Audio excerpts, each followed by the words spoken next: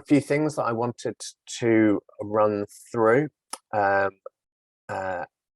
of kicking this off and getting into the content. This webinar is being recorded, so if you're uncomfortable with that, please turn off your camera or mute yourselves, or please leave the recording. The structure is that I'll provide I'm providing a very brief introduction. I'll then hand over to David Robinson, who'll give perspective on digital poverty from South Yorkshire and Barnsley perspective. Then we'll hand over to the academic team to talk through the work, and we'll have some questions and comments at the end. So, as you can see, there are some slides on screen, hopefully, but just to run through, the Office for Data Analytics is being supported by the Made Together programme. This is an initiative by the University of Sheffield to engage regionally, and has a series of themes and cross-cutting areas which are about putting the economic development of South Yorkshire at the forefront of the university's agenda. It's also about supporting them across a range of different areas which the university lead on, and are supporting local institutions, including the combined authority. And through that, the Office for Data Analytics pilot came about. And just a few words on why we're doing it, but really, and hopefully this will become clear as we go through the presentation today, it's really about better data, better evidence, and better decision making. It's been directed and co-funded by the South Yorkshire Combined Authority, so really between a discussion between the previous Mayor Dan Jarvis and Cohen Lambert. And the idea is really to access the University of Sheffield's data, expertise and analytics to support decision making, deeper insight into topics and areas which we need to know more about, or are at the forefront of policy development and helping to improve people's lives. The ODA, the Office for Data Analytics, has been established in response to regional and national policy needs. So we identified that digital poverty is an area that we need greater insight. And the pilot is being used to illustrate the benefits of data sharing, and go through how we can share resources and enhance our analytical capability, and look into areas that themes, topics, areas that require specialist insight. And as part of the Office for Data Analytics, we had a series of demonstrator projects. You may recognise some of these as being the themes of previous webinars, but that means that we've got a further webinar this Friday on hydrogen conversion. And the outputs are not just demonstrator research projects, but also about consulting on the options and exploring the case for a permanent service for an Office for Data Analytics. Speaking personally as a policy wonk, we've been really enjoying the work that we've done with the university, and we found the information really useful to feed into reports, policy briefings, and a range of different policy work. And the outputs include webinars, a website, and looking at what the Office for Data Analytics can be going forward. So without further ado, I'll hand over to David Robinson, who'll give you a brief introduction, and then we'll hand over to the academic team.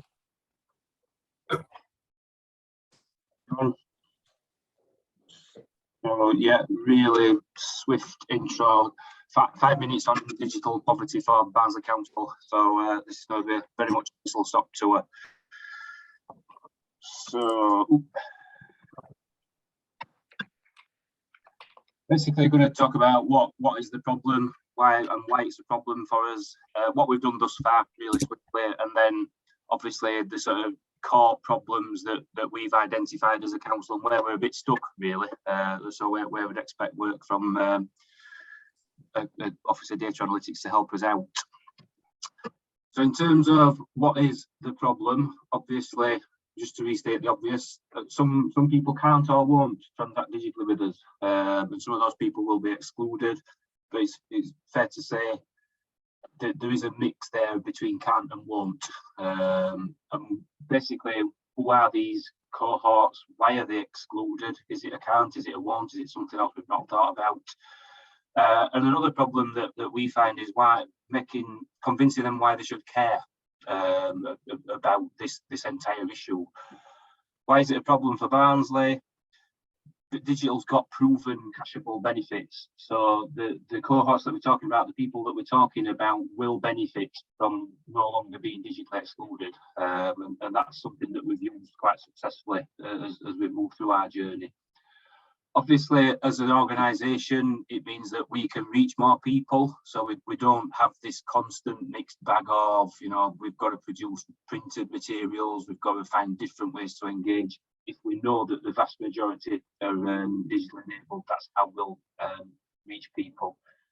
It means we can deal with more people for all the same reasons. A digital solution does allow us to deal with lots of more concurrent things at a time. And I suppose underlying that, it does leave us capacity to deal with people who genuinely can't interact with us digitally. And then, especially with everything happening at the moment, it's cheaper. It's cheaper for us to carry out our business digitally.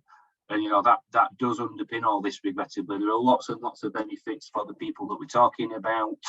But at the end of the day, it means we can carry out our business cheaper, do it better. What we've done so far, so obviously, we've identified this as an issue. We have tried to do things about it. And I think I call this the easy stuff. So the stuff we've done before we got stuck, basically. So we have deployed lots and lots of devices out. We had a lot of funding for that. Pandemic, obviously, sort of helped us along there. But we've given devices out to care homes, schools. We've partnered with Laptops for Kids, for example. So we're quite good at giving out equipment and connectivity. We've given out lots of 4G dongles and child-free broadband for council tenants, etc., etc. We have digital champions. They work in communities to find that hook to get people interested in digital, to sort of unexclude them, if you like. And we've worked really hard to try and pull all that together and ascertain what the position is across Barnsley. So, we're not the only interested parties here. Even within the public sector, there's ourselves, there's health, there's the third sector. It's basically a common issue. So we've done lots and lots of work in terms of trying to involve those people, the parties concerned, really try and get to the nub of what it is that we're facing. And, frank confession at the bottom there, that the pandemic did move us along. There was a necessity for people to transact with us digitally. So that sort of helped us to overcome resistance in lots of quarters. So the ongoing challenge for us is around identifying and helping. So, I've talked about the traditional cohorts of people that we always address and we're really good at addressing. But there are others out there. So people might be employed, they might not be considered as an older person, so technically not financially vulnerable, but they are not digital. They're excluded for reasons at the moment not known to us. Lots of people will have got a device and some training and it's now in a cupboard. Why do they not carry on using it? What's the issue there? Got no access to connectivity. Certain regions of our borough really suffer quite badly. We're quite rural in some aspects, but other people simply can't afford it. So again, looking at identifying the issue. Digital people that pretend that they're not. I think that's a fairly good one. So I can use Facebook, Twitter, I do my banking online, I shop online, but no, I'm not corresponding with you digitally. Is that a trust thing? Do they just not understand why they seek to do that? So, and the other big issue around all of this is how we know when we've done any good. So, peeling back to the sort of Office of Data Analytics and purpose there, what we haven't got to support any of the above assertions that I've talked about is intelligence about the cohorts that are excluded, whether we've made inroads there, what reductions in exclusion might be. Got a lot of old data sets around that we use, so things around broadband connections, census information does all tend to be quite out of date. So basically we need more and better data, intelligence, wisdom, etc. So we have an issue, we think we know how we'd crack it, but we don't really have the data there to allow us to do that. And just basically, again, why we want to drive this, we have a lot of strategies. I've included 5 of them on the screen there, but all of the things on the screen have digital inclusion either mentioned or as one of the main drivers of the strategy. So as an organisation, strategically, we really need to understand and help reduce digital poverty across the borough to help us be successful as a council. And that's my 5 minutes. Thank you. Thank you very much, David. I will now start sharing my screen in order to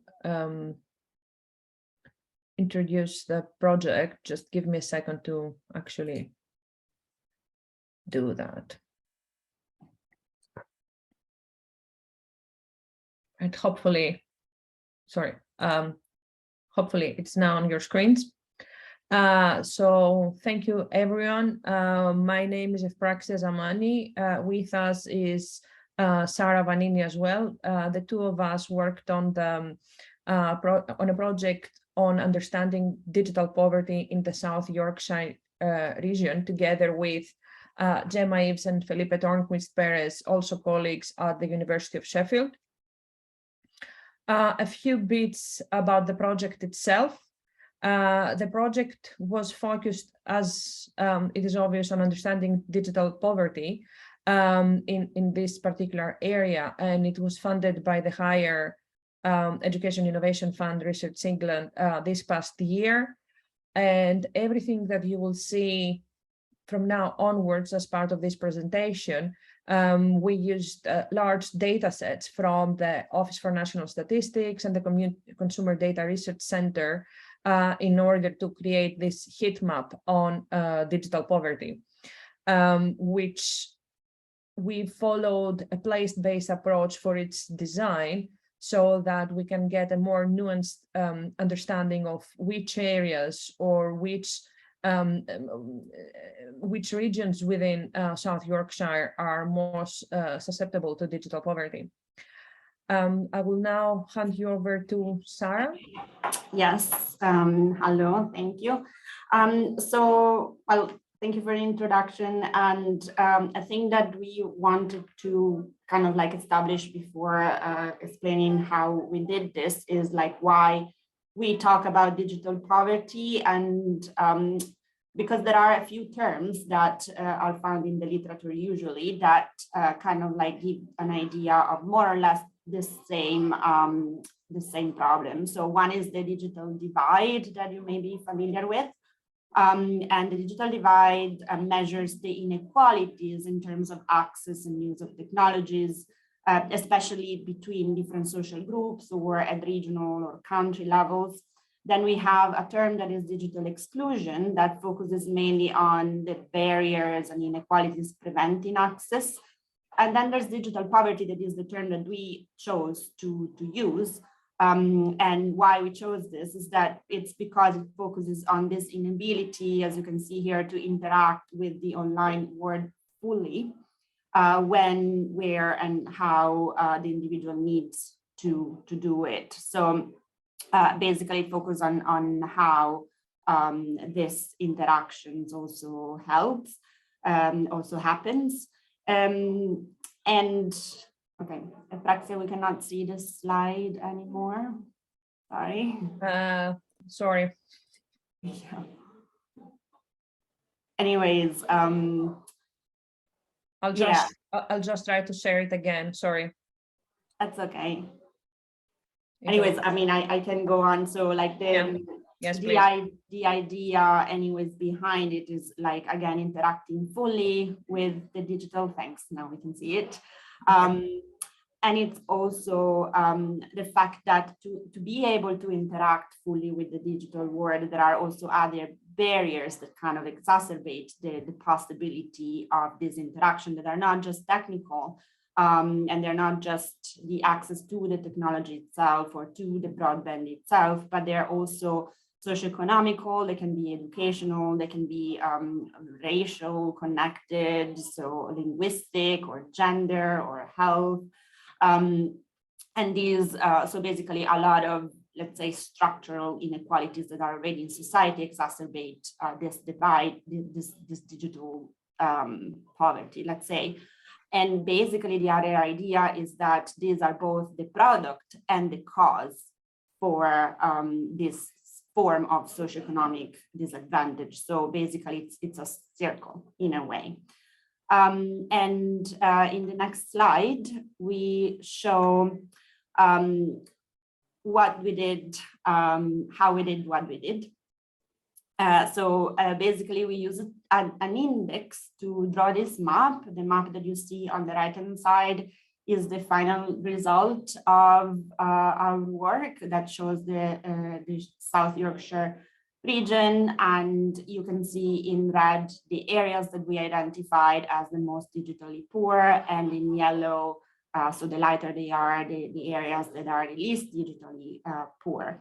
And in order to draw this map, we basically, well, we based our methodology on one that was developed previously by the Greater Manchester Combined Authority to do a similar work, but we also changed it on the base of our expertise to kind of like draw something that was a little bit more detailed, intersectional, to try and account for the impacts of a diversity of drivers that lead to digital poverty, as I said before.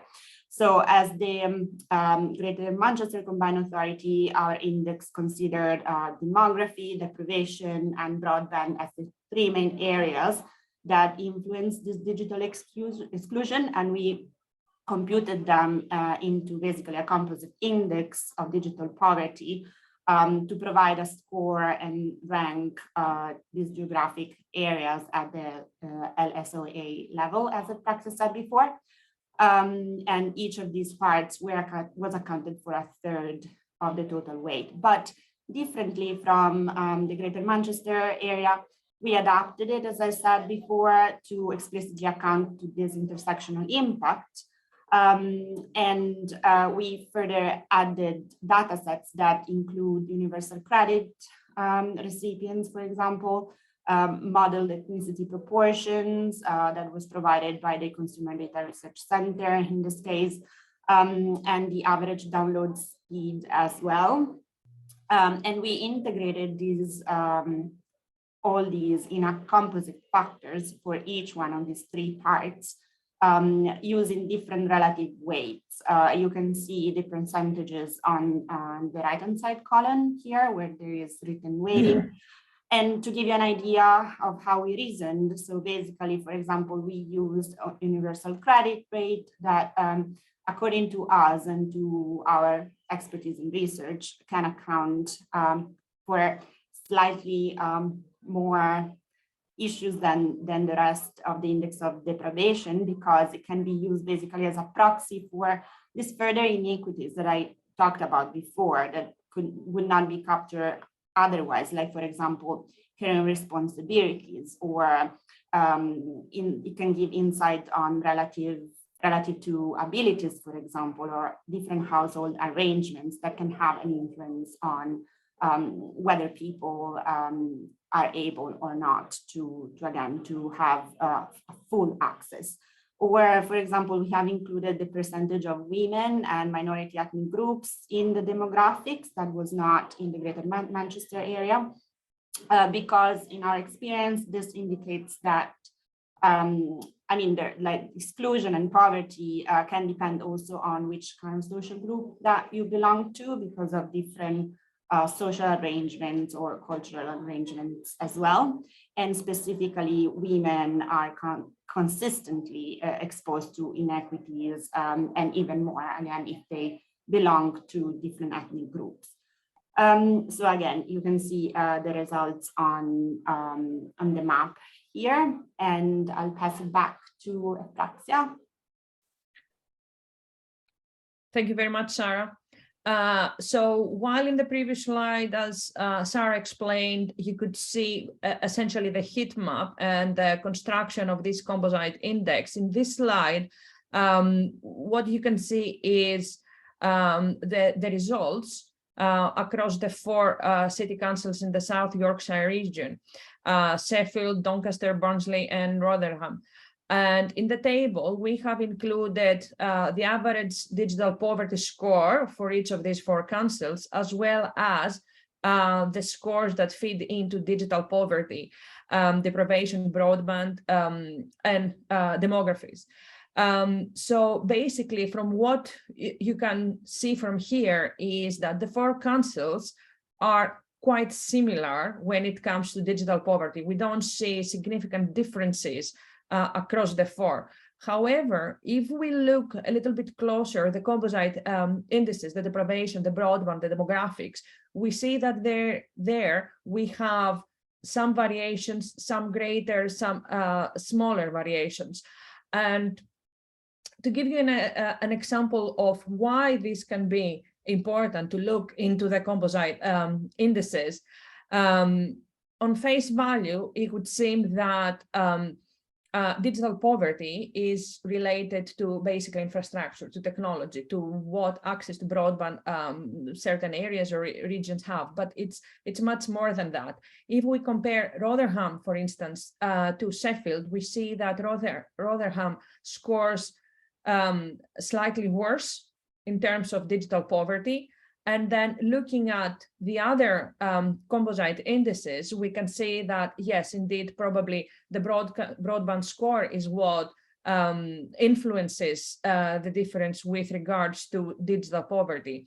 But we also see that the demographic score is also higher in Rotherham compared to Sheffield. And here, as you may remember from the previous slides, when we talk about demographics, we talk about older adults, we talk about minority ethnic groups, we talk about women.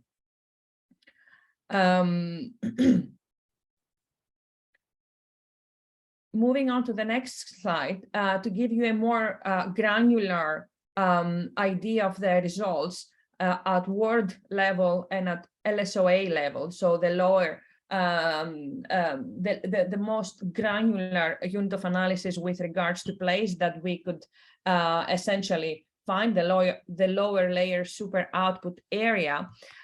We see here how the 10 most digitally poor LSOAs perform, and we see that we have lots of these digitally poor LSOAs being in Sheffield, but also we see some from Doncaster and 2 from the other city councils. Now, if we sort of try and understand a little bit more these results, we can see that, for example, the LSOA, the first one listed here, 065E, which is in the Mosborough ward, scores basically a perfect score in relation to digital poverty, which is basically the worst, right? It scores the worst with regards to digital poverty. And then we're looking at the poverty score, the average poverty score for this particular ward, and we see that compared to all other LSOAs within that ward, this particular one scores the worst. And there is quite a big difference between the average score and the score for this particular word. Then if we see the last one here, Rotherham 014D, this is in the Rotherham East ward, we see that there are quite some differences compared to the 65E LSOA. So we see that the demographics in the worst case, in the most digitally poor LSOA, are what drives essentially the digital poverty score here, what influences the most, because when we compare that to all other LSOAs in this list, which is, as I said, the 10 most digitally poor LSOAs, the difference seems to be with regards to the demographics. So what the demography looks like in that particular LSOA rather than the broadband or the deprivation, which both of these, of course, are issues, significant issues. But the point here to be made is that we need to look for the detail here in order to understand what the implications are, and therefore what sort of initiatives a local council can initiate. Now I'm going to move to a different table. Here we list the less digitally poor. So let's say those that seem to perform better or best compared to the other LSOAs. So here we have a very interesting outcome. As you can see, the less digitally poor LSOAs are found in Sheffield and specifically in the Broomhill ward. Now, while this is an accurate depiction of the measurements using the data sets we had from the Office for National Statistics and from the Consumer Research Data Center, it has to be highlighted that this area, this ward, the Broomhill ward, is characterized by a very particular demographic where there are many student residences, for example, and private accommodation. So the scores for this ward are in a way skewed and reflect that. So Broomhill 036A LSOA has a 0 digital poverty score, meaning that this is the best ward with regard, the best LSOA with regards to digital poverty, if I can use this term. And then we have all others being assessed as between 0 and 1, essentially. But again, like earlier, we can see that the other 3 scores, the deprivation, the broadband, and the demographics, do have variation across these wards you see here listed. Generally speaking, we see that the digital poverty score for each LSOA here is much closer to the average digital poverty score for the ward they belong to, with a few exceptions.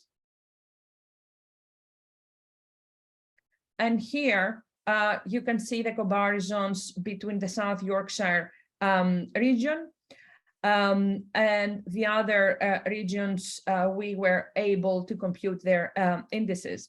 So you can see that having all these, the MCAs listed here, West of England, Cambridgeshire, Greater Manchester, and so on, South Yorkshire sort of finds itself somewhere in the middle. And this ranking, I have to stress once more that it is relative. We are not talking about absolute numbers, but relative numbers compared to the other regions. So South Yorkshire has a digital poverty score of 4.72, whereas West of England has a 3.52, and Cambridgeshire has 3.71.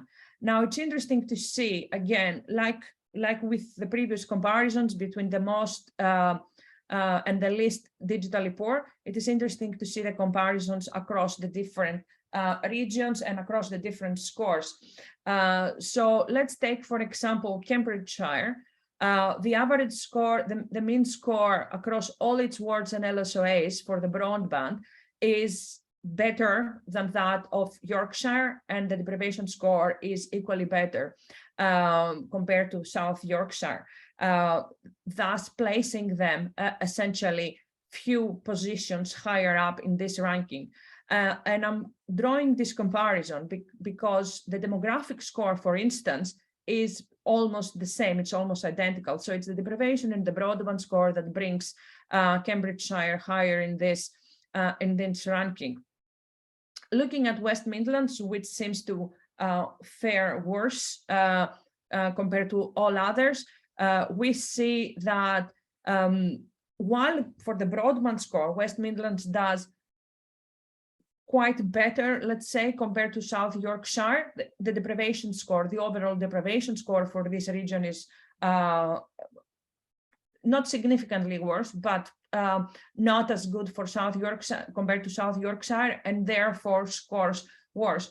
So long story short, what we would like to highlight is that digital poverty is a very complex phenomenon where it's not sufficient to look simply at the digital poverty as a phenomenon. We would need to look to have a more nuanced approach, looking at looking at smaller communities and neighborhoods, but also looking at the the scores, the drivers of digital poverty, and what this may mean and how these may change the picture we have around digital poverty. And basically, there are two major points coming out of this project. The first one is what I just described. We need to look into the compounded indices in order to get the full picture, and in order to start thinking about what initiatives or interventions can potentially tackle digital poverty, and how this information can help us identify specific areas of intervention rather than developing one-size-fits-all approaches. Because these one-size-fits-all approaches will not work. Each LSOA, each of the wards that we have explored, the city councils, they have obviously different scores with regards to digital poverty, but as you could see from the tables earlier, even if when the digital poverty index is the same, what fits into that score is entirely different. And therefore, an intervention that tries to combat digital poverty in one area will not have an influence, will not have an impact on another area where the reasons for the digital poverty are significantly different. And therefore, what we want to argue is for a place-based approach. In order to underline what I just explained, I have here one example to illustrate basically the point a little bit more clearly, because it was also very interesting for us to see that. We see here two LSOAs with the exact digital poverty score. They are at different councils. And when we look into the other scores, the deprivation score, the broadband score, the demographic score, as well as the average digital poverty score for the ward these LSOAs belong to, we see that the one in Doncaster, compared to its ward, the ward it belongs to, scores much worse, let's say, with regards to digital poverty. However, it has the same digital poverty score with the one in Sheffield. And looking at the composite indices, we see that here the major difference is driven by the deprivation score. So that particular LSOA is much more deprived compared to the one in Sheffield, and therefore that's why we can see this digital poverty.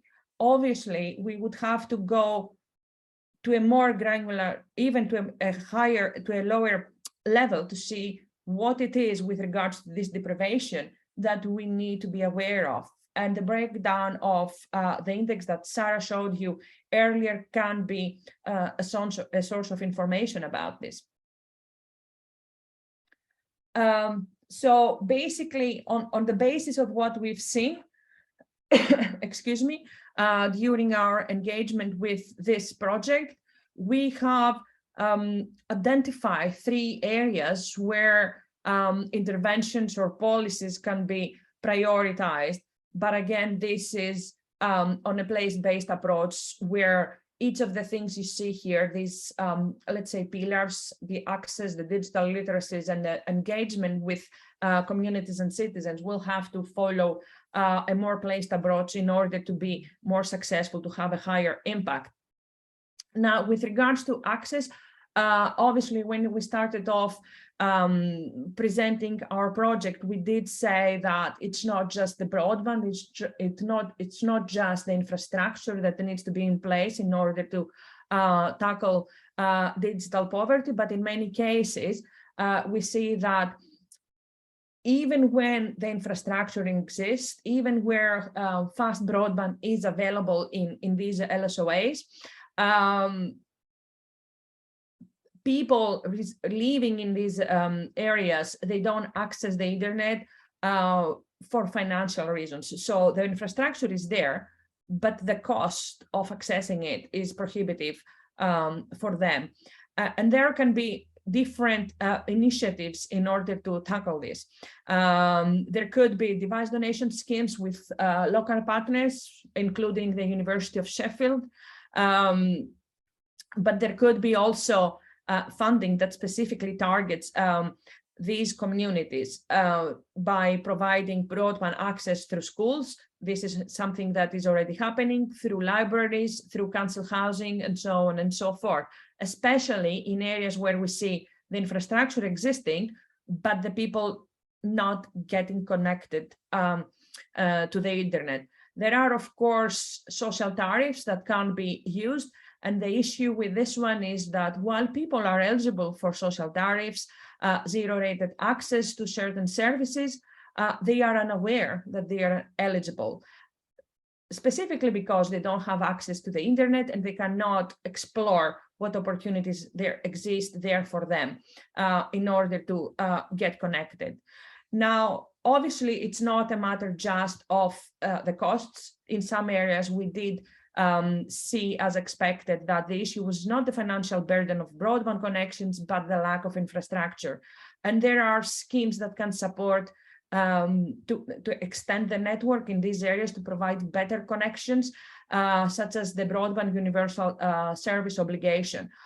But here, citizens, communities living in these areas would need support in order to sort of collaborate and request that from their providers.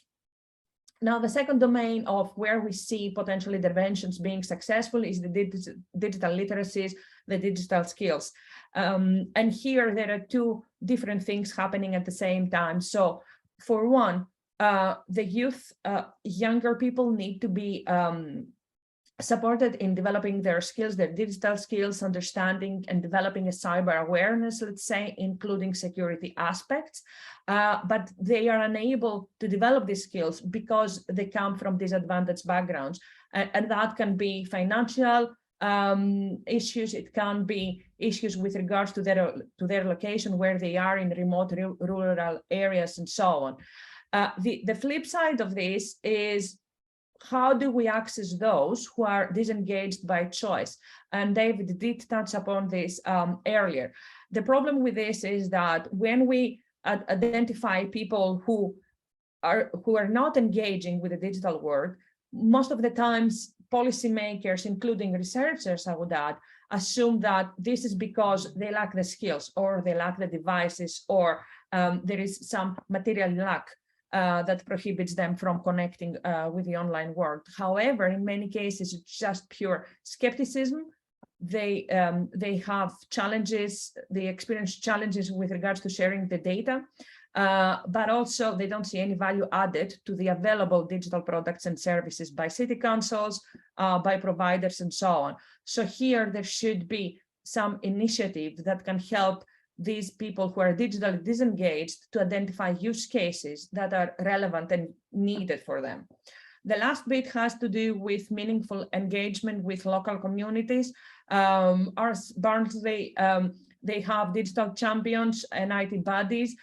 This can be something that can be extended, and it can take even a more granular approach rather than being at city council level. It can be at community level, where we see IT buddies, for instance, being very useful in working with care homes, working with local SMEs and other social groups that may not be necessarily digitally excluded, but they can work together in order to identify relevant schemes for them that can support their further connection to the digital world, and establish a two-way communication so that they can also build trust with the services that offer such digital services. And with this last slide, I would like to thank you all for being here today and for listening to us and about our project. You can see on this slide the web page for the particular project, and where you can find the heat map that we have created and play around, because it is interactive and you can manipulate the different indices to see what happens. I suppose at this point it's time to get any questions the audience may have.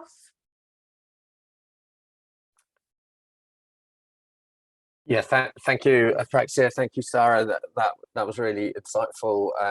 You brought to life a topic which has been exercising many of us, and particularly as David said throughout the pandemic. As you rightly said, this is now time for questions. Do people have questions for Apraxia or Sarah, or are people still whittling through the detail on the links that were shared on the screen? I, for one, was really enthused by the research at a local, at a hyper-local level. Really, it's very rare we see anything from across economic development that really sort of unpicks a topic at that level, and I really appreciated your assessment that we needed to think about the context and to delve into those areas in more depth. I mean, in terms of a next step, what would you recommend as a next step for this research? I mean, you outlined some of the policy interventions, but do you feel that there is a sort of a way forward? I know that we've sort of discussed qualitative research, but is there sort of a next step at the tip of your tongues, really? Sarah, I'll start off, and you can come in whenever you want.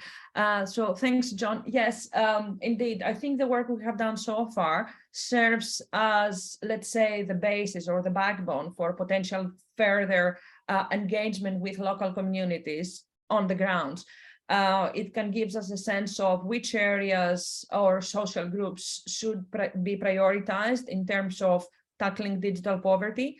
But as I said in the beginning, it's sort of half of the story. We need to follow more qualitative approaches and engage with the communities in order to identify what are their priorities, how do they want to be supported, what scope do they see in, for example, further ramping up this digital approach to several products and services, because in many cases, these are simply developed for cutting financial costs, but they are not necessarily useful or desirable by the local communities they aim to serve. So there has to be a close collaboration with them in order to identify areas, ways, means to help them combat digital poverty. Yeah, and if I can add, I totally agree with this. If I can add, like, even in the discussions done in the presentations and the narratives that we have in policies so far, for what we notice, like, a lot of it does not seem to be like directed to the communities themselves. It's much more directed to make the work more efficient. And so a lot of communities may want to disengage exactly because of that, because they don't really feel that it's for them in the end. They don't really feel that they will gain anything, or that the whole service for them will be better at all.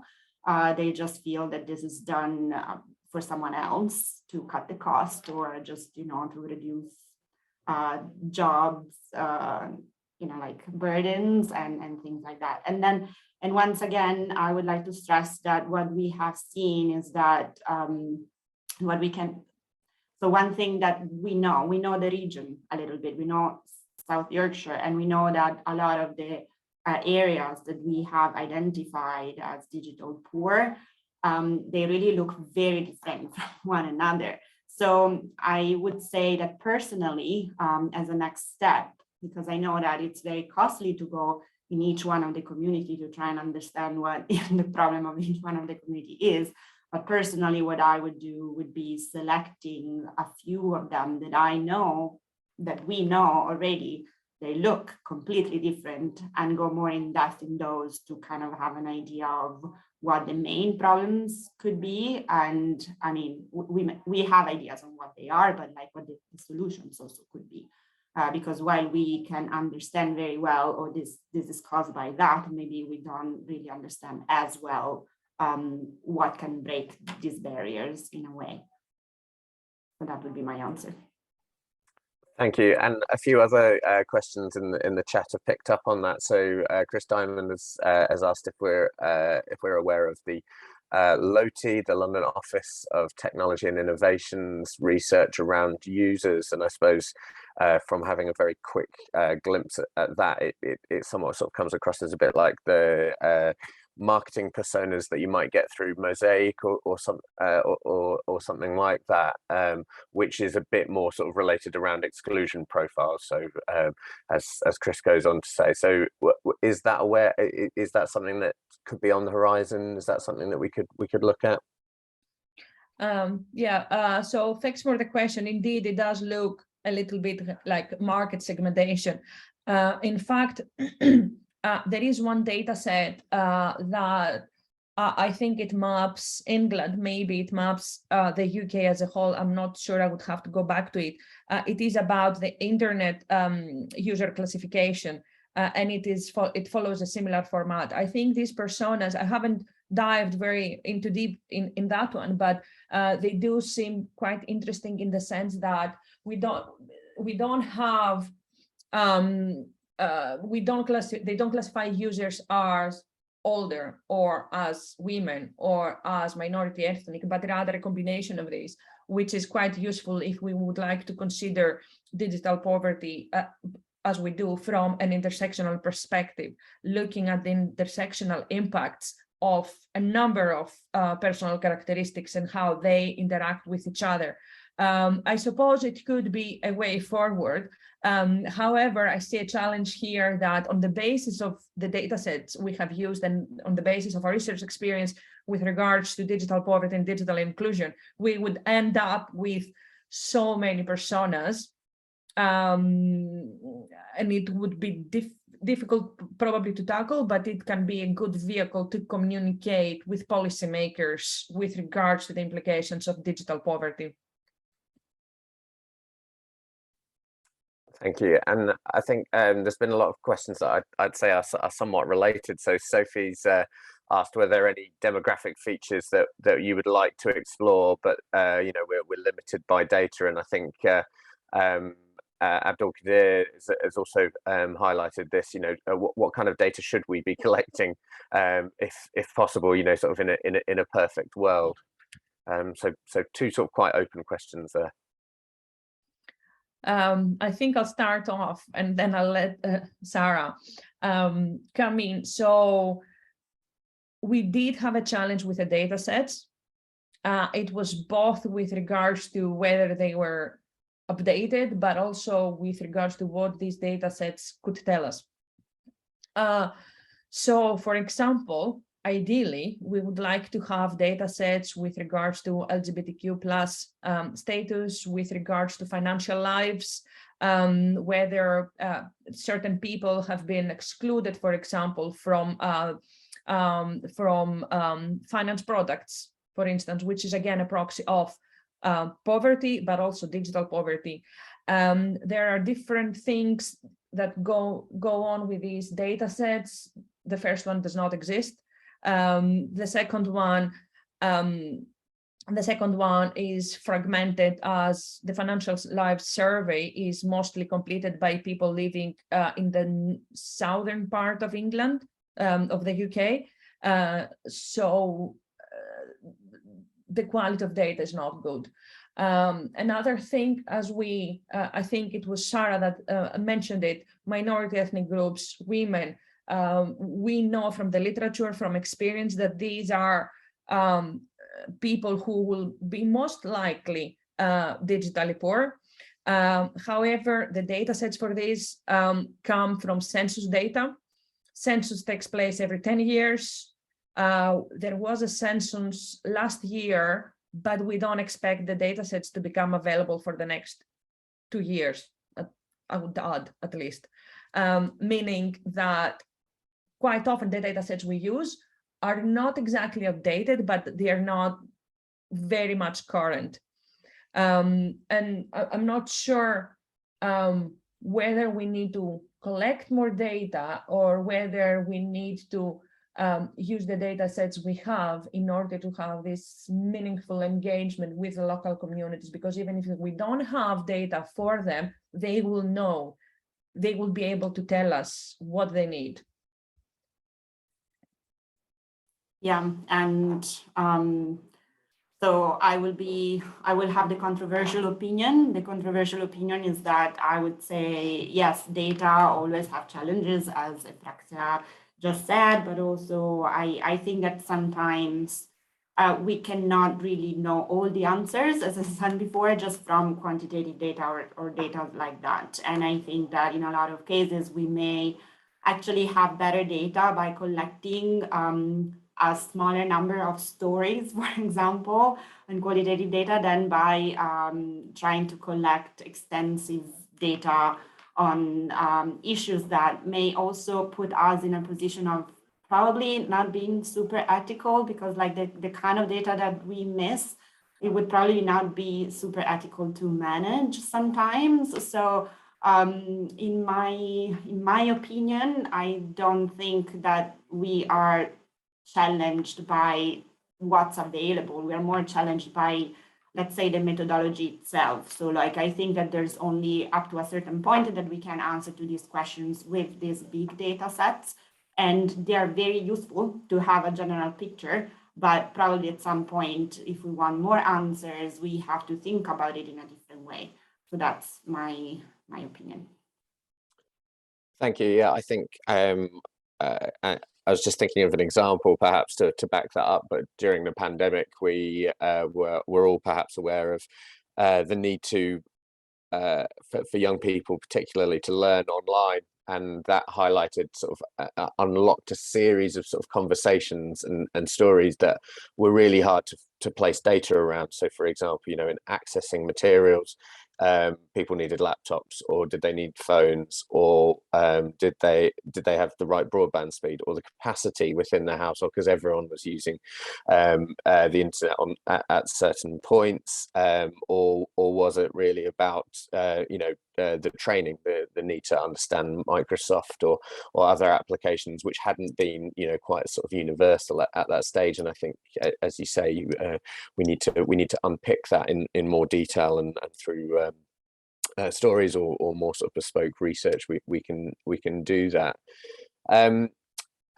Another question I've had through on the chat really is and something that's particularly pressing. So we've been quite excited by the advent of online job data, really, which highlights that there are job vacancies across the economy, but quite a lot of that data is scraped from online data, and what we don't really understand is why certain groups are not using online channels or online methods of applying for jobs, and that type of thing. Would you say that sort of comes down to that sort of more bespoke research, or would you advocate a different approach? I think we would need to have a more bespoke approach in order to unpick potential answers, to unpick this question and find potential answers and see what is happening. Because if people don't access online adverts, for example, for jobs, right, we don't have data for that. They don't leave data behind for us to analyze. So we would have to go to them and ask them. We would have to be able to sort of identify who they are and why they don't engage. So it would go back to the digital disengagement. And there are many different reasons why this is the case. And one thing that further to add to the controversy here, building on what Sarah said, there seems to be an underlying assumption that we need to create more digital services, more digital products. People need to get on board with the digital world. They need to engage with us digitally. There are valid reasons why some people will not want to do that. And if there are alternatives, for example, to interact with, I don't know, agencies or public service or whatever, there are some people, quite a lot of people, who would prefer to do that on a face-to-face basis. They don't see the value of applying for certain things online.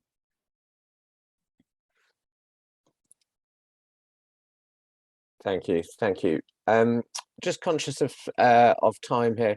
Any other further questions we'll try and wrap up and send through and respond via email. We'll also send around the recording of today with the slides. But I wanted to thank Sarah and Ephraxia and David for your contributions today. We're in a virtual webinar, but if we were in a room, there would be a round of applause, cheers, that kind of thing going on. So thank you so much for sharing with us today the research and your approaches to that, and also answering many questions about data that we've had, and we look forward to taking this further with the Office for Data Analytics proposal. So thank you so much for your contributions today. If people have questions, please feel free to email myself or the academic team, and we'll respond in due course. Thank you so much. Thank you very much. Thanks a lot.